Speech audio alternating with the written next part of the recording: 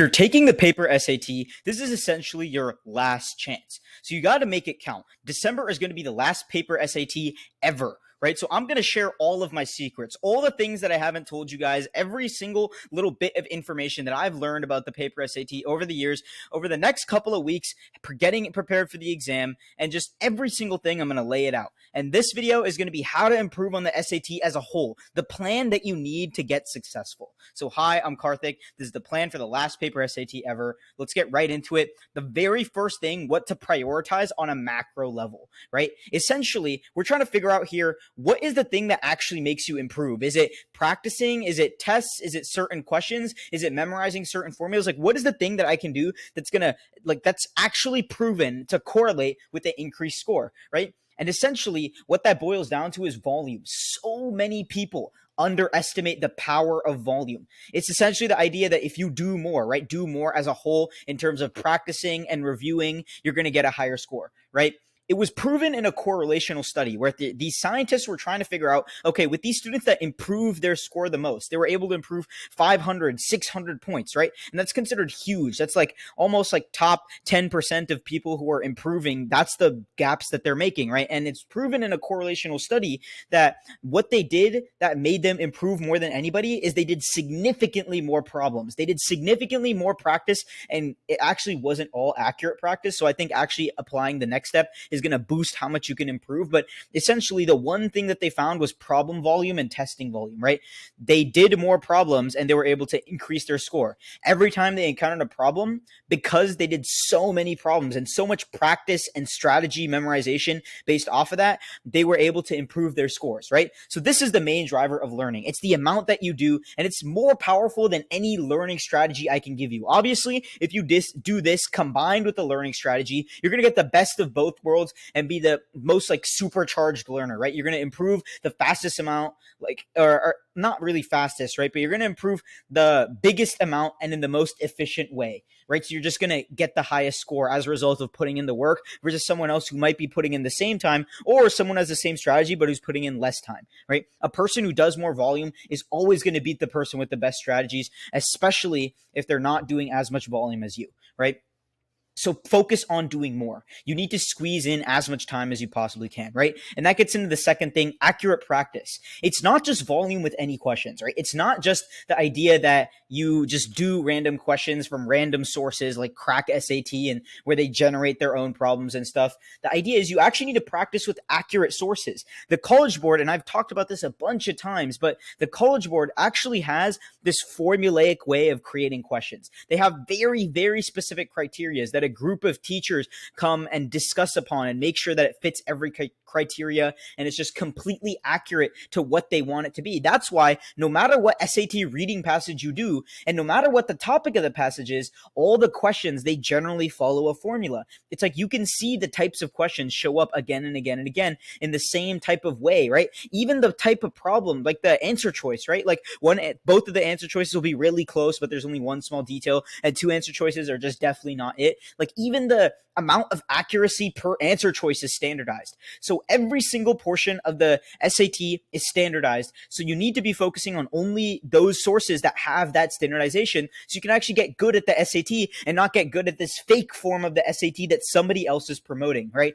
And so all the accurate resources that actually have access to that are going to be partnered with College Board or our College Board. So Khan Academy, the SAT Suite Question Bank, right, which is on, if you just look that up on Google, the first result, College Board result, QASs, right, previous tests from previous years that other students have taken, and practice tests, right, the practice tests that they just give you, and maybe practice tests that aren't really in circulation anymore, probably because they're a bit harder, a bit easier in some areas, but they're still really valuable to practice on, right? And exceptions, right, the only exceptions to these rules where you should be using inaccurate practice is because you're actually trying to learn the skill, right? And we'll get into that in the following days on what skills you have to learn, and I might touch on it a little bit in this video, but basically some sections involve you actually learning a skill of the question before you actually practice it, and that's the only place where you actually want to focus on that, right? So think about like every sort of practice goes into that category. Every sort of skill goes into a different category. All right. Specificity, right? And it's this idea, if you don't know what that means, it's almost precision, right? It's in a way like accuracy and like doing something specifically for some purpose, right? So it's our precision in our practice. And this is more like strategy, right? And I'm going to go over generally, but I'm going to make another video that's going to be in way bigger detail. It's going to go into every single question type. But essentially for reading, it matters like way more about volume and strategy. You know, your volume and your strategy should be the key points that you're focusing on. And what I mean by volume is just you're just doing more. You're just practicing passages again and again and again, right? Repeatedly. And you're not just doing them blindly, right? For every question that you're getting wrong, you're trying to figure out why you got it wrong, why the right answer is right. That's your strategy, right? You're actually trying to make something, right? Okay, I got this wrong because I missed this piece of evidence. How can I not miss this piece of evidence next time? Create a strategy for it that actually involves some like new things that you're not doing already. Just don't say like, I'm going to read better, right? Because what does that actually mean? What are you going to change to read better? That's what you need to implement and then try it the next time around. And I guarantee you, if you don't get it then and you make another strategy or slightly tweak it and get it on the third try, you're going to get all of them right.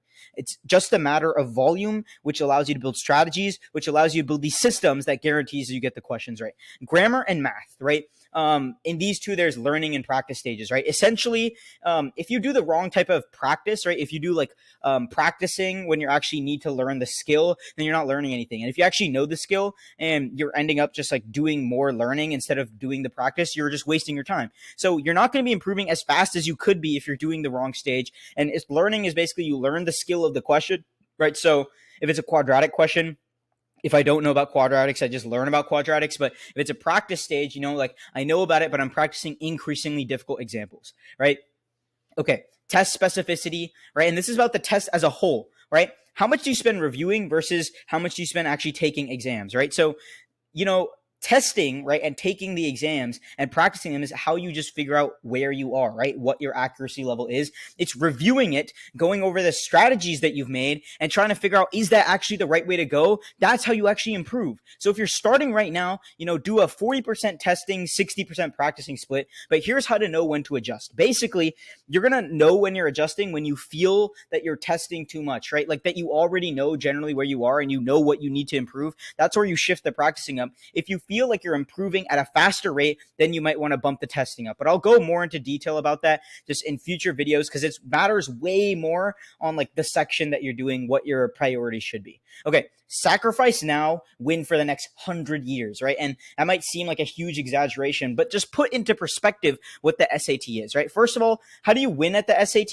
You need to make this your priority. Everything that I've mentioned, you need to take that and actually apply on it. And if you're a senior, right, this is genuinely your last chance to take the SAT. If you take the DSAT, you know, you might not be able to submit it for those regular decision colleges. They probably won't accept it that late, right? And juniors, honestly, the paper SAT still matters for you, even if you're planning to take the DSAT, because of something that I'm going to talk about at the very end. You can actually use the paper SAT as college things, and you know, I'll talk more about it specifically, but you can actually use it up to next year and it'll actually matter for college regardless of how you do, right? You will need to prioritize it. So essentially, you need to prioritize this to actually make it work. It needs to be your number one thing, at least for the next month, right?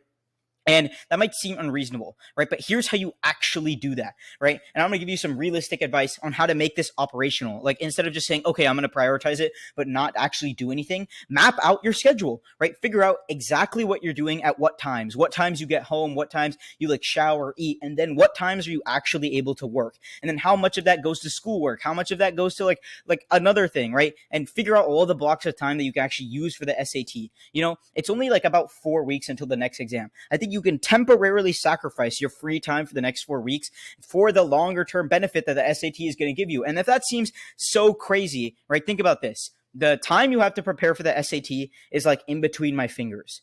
And the time that the SAT is actually going to affect your life is like this, right? This is how big it is in comparison to like how small of a time range that you have to actually improve. So sacrifice this so that this becomes amazing, right? Because the time is going to pass by anyway.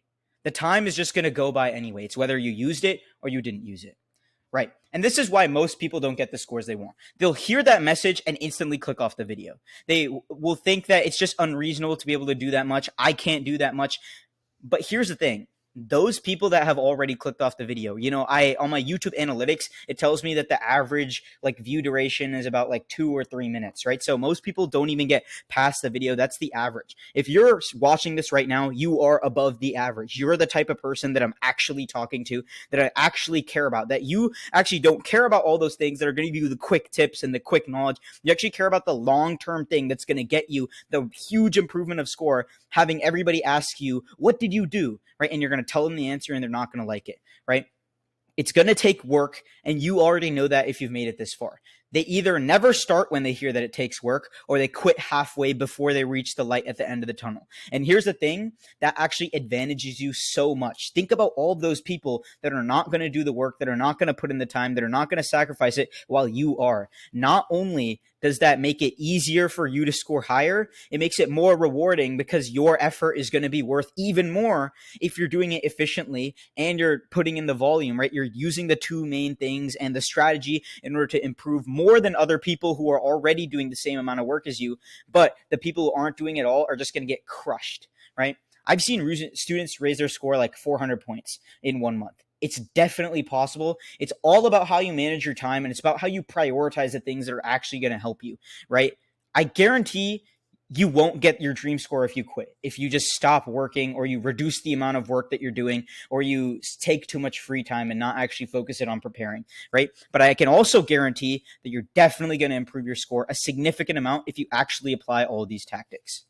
All right, super scoring with the DSAT. Basically, colleges who currently accept super scoring, right, and this is applicable to the juniors who I was talking before, they're actually going to allow you to super score sections of the paper and the digital exam with each other, right? So if you do really well on DSAT, on SAT English, you might not even have to worry about that for the DSAT. You only have to worry about math, right? So use this to your advantage. This is such a huge competitive advantage that not that many people know about. So take advantage of the fact that you can super score between them. And if you guys are interested in SAT prep, click the link down in the description. Keep in mind, I have a very limited amount of spots, so you should apply because that availability will shrink to zero very quickly. I won't be able to offer this for very long. Thank you guys so much, and I hope you learned something today.